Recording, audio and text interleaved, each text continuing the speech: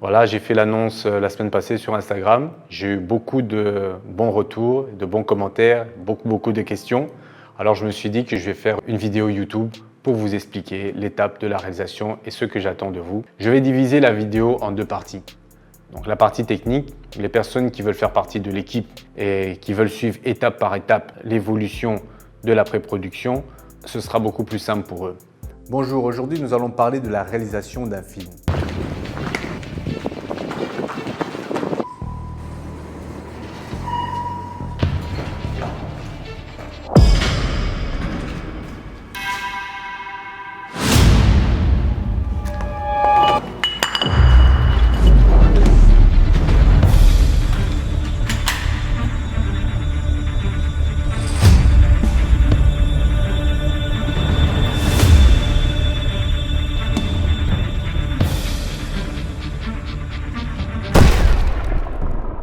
La réalisation d'un film se divise en 4 parties. La conception, la pré-production, la production, donc le tournage, et la post-production. La conception, c'est d'abord pour tourner un film, il faut avoir une histoire. Qu'elle soit issue d'un livre, d'une scène de théâtre, une autobiographie, peu importe. C'est avec cette histoire que le producteur trouvera les financements, car l'argent c'est bien souvent le nerf de la guerre. Il contacte alors un réalisateur ou un scénariste pour transcrire cette histoire en scénario. C'est là qu'on rentre dans la deuxième étape, la pré-production.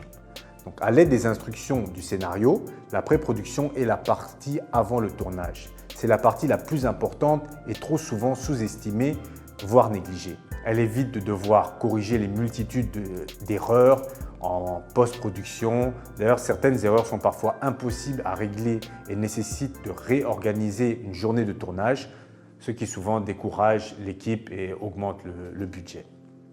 Il n'est pas rare de voir des erreurs incroyables dans des grosses productions hollywoodiennes qui coûtent tellement d'argent que la production décide de laisser comme telle. Je peux donner comme exemple la montre dans Lord of the Rings, la tasse Starbucks dans Game of Thrones, le bonnet Adidas de Jack Sparrow.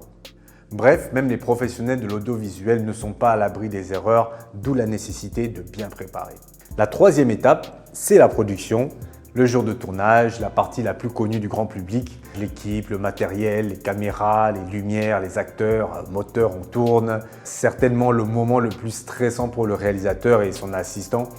Si le travail de pré-production est bien fait, ça simplifie et allège énormément car toute l'équipe sait ce qu'elle doit faire.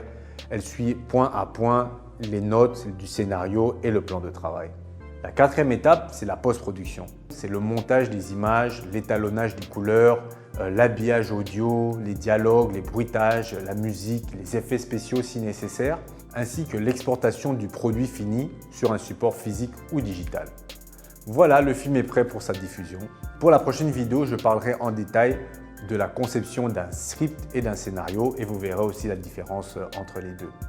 En commentaire, dites-moi quel genre de film vous aimez, action, comédie, thriller, film policier, science-fiction, comédie romantique.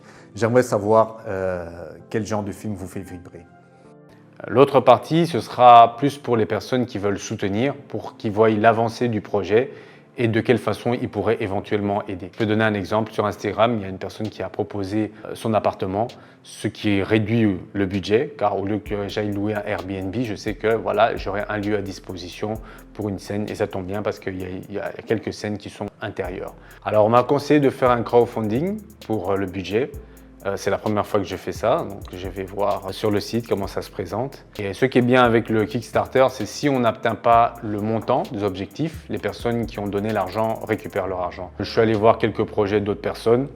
Il y en avait qui demandaient des sommes, des 15 000 euros, des 20 000 euros et qui n'atteignaient pas leur objectif, et qui perdaient tout l'argent de ceux qui avaient déjà investi. Nous, on va aller sur des petits montants, peut-être de 1 000 euros. Pour couvrir le début du matériel et peut-être pour les castings. Et lorsqu'on arrivera à cette étape-là, on verra s'il faut faire un crowdfunding pour une deuxième étape. Et de toute façon, même si je n'atteins pas les objectifs, je peux mettre mes propres fonds pour combler la différence. car j'injecterai aussi mes propres fonds pour réaliser ce film. C'est déjà prévu, mais je me suis dit si les gens peuvent participer pour améliorer encore la qualité du film. Parce qu'on réalise un film, en tant que réalisateur, il ne faut pas se dire que voilà, c'est mon film, en fait c'est notre film. Il faut que les gens intègrent en fait cette notion. C'est un peu comme dans les entreprises où tu as un directeur d'entreprise qui dit toujours ouais, mon entreprise, mon entreprise. Ce sont tous ces employés qui font que cette entreprise existe. Donc en vérité, c'est notre entreprise. Et c'est un peu pareil aussi pour les films. Voilà, c'est notre film à tous. Et voilà, j'espère qu'on en sera fiers quand ce sera terminé. J'ai fini le script, je suis allé un peu voir toutes les étapes que je dois accomplir pour arriver au jour du tournage. Je vous avoue, c'est quand même assez balèze. Faut pas sous-estimer. Pour la préparation, dessiner les croquis, faire les castings, diriger les acteurs, peaufiner le script. Waouh, ouais, c'est quand même beaucoup de boulot. Mais dans ce projet, je voulais montrer aussi aux jeunes que c'est possible. Tu n'es pas obligé d'avoir fait l'école de cinéma. Tu peux aussi apprendre sur le tas. Maintenant, avec YouTube, il y a beaucoup de tutoriels. Tu peux te former toi-même. Pour un réalisateur, ce qui est important, c'est de connaître un peu tous les aspects techniques de l'ensemble des métiers du cinéma. Vu que je réalisais des clips, donc je peux diriger un caméraman, les lumières. J'ai quand même quelques lacunes dans la prise de son. Donc il faudrait que je trouve quelqu'un qui pourra bien s'occuper de la prise de son. Mais j'ai ma petite idée de qui pourrait. Mais bon, si vous voulez vous entraîner à faire des prises de son, envoyez-moi un DM. Ce serait avec plaisir de travailler avec plus de personnes et évoluer tous ensemble. La caméra que je voudrais utiliser, c'est le Canon C70 pour les Belges, C70 pour les Français. Je l'ai utilisé pour un clip dernièrement, pour la réalisation d'un clip de ISP. Je vous montrerai les images. Top, chakou chakou, Marek Douhin TikTok, man job, hip hop, dark skin, bad girl. Het is zomer dus je wordt een hot girl. Back it up and stop. Ik loof hoe je wint on top. Nice face. Pourquoi cette caméra? Je pouvais prendre des caméras vraiment professionnelles pour le cinéma, mais j'ai remarqué que ce genre de caméra demande une grosse équipe pour pouvoir l'utiliser. Alors que le Canon C70, je vais le dire à la belge, puisque voilà, moi je suis Anvers, est utilisé aussi pour les reportages, ce qui fait qu'il y a une possibilité de l'utiliser de manière beaucoup plus simple, beaucoup plus autonome. Elle n'est pas très lourde, pas très grande, donc elle tient aussi sur mon gimbal, le Ronin S. Donc je ne voulais pas investir encore dans un nouveau gimbal, un Ronin RS ou bien le Zhiyun Crane Lab. J'ai encore le Zhiyun Crane 2, j'ai encore mon DJI Ronin S. Je pense que c'est suffisant, on ne va pas aller encore s'encombrer de matériel extra. Donc voilà, le Canon C70, C70 pour les Français. On va essayer de le balancer avec le DJI Ronin S et le Zhiyun Crane 2.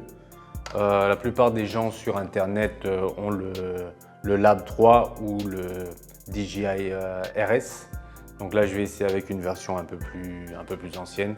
On va voir ce que ça donne. Il rentre juste. Ce sera un problème avec le Zhiyun Crane. Donc pour les fonds que je vais demander, le matériel que j'aurai besoin, ce serait surtout un nouveau micro Canon pour pouvoir faire les prises de son. L'éclairage extérieur, j'en ai déjà quelques-unes pour les clips, mais je veux vraiment quelque chose de spécial pour les films. C'est surtout que c'est une ambiance, c'est un film d'action, un peu thriller, un peu d'espionnage. Donc je voudrais un peu des ombres contrastées, donc je voudrais avoir un meilleur éclairage de ce type-là. Des systèmes de batterie pour pouvoir alimenter la lumière en extérieur. Pour la caméra, je ferai de la location, mais je pense que pour aller louer les lumières et tout ça, je pense que c'est mieux de les garder parce que les lumières, vous pouvez les utiliser beaucoup plus longtemps, tandis que les caméras, ça ne sert à rien d'acheter une caméra à ce prix-là et qu'elle ne soit pas utilisée tous les jours. Donc on va l'utiliser pendant les périodes de tournage, mais après, pendant la pré-production et la post-production, la caméra reste là, elle est en train de prendre la poussière. C'est pas le but, donc vaut mieux louer la caméra pour le laps de temps où on filme et se concentrer après sur le reste. Tandis que pour l'achat des éclairages et des micros, peuvent aussi être utilisés pendant très longtemps. Tandis que les caméras, après quelques années, il faut passer à une nouvelle. Ça évolue tout le temps, donc je trouve que c'est pas vraiment utile d'acheter une caméra, surtout que Les caméras dépendent aussi du type de tournage que vous faites. Donc, il n'y a pas une caméra qui est bonne pour tous les types de tournage. Il y a ceux qui sont bonnes pour les vidéoclips, il y en a celles qui sont bonnes pour des vlogs, pour les reportages ou pour le cinéma. Donc, je me dis ça ne sert à rien de mettre autant d'argent pour voilà, une caméra que peut-être dans 2 ans, 3 ans, je dirais ah non, je préfère passer sur un autre type de caméra.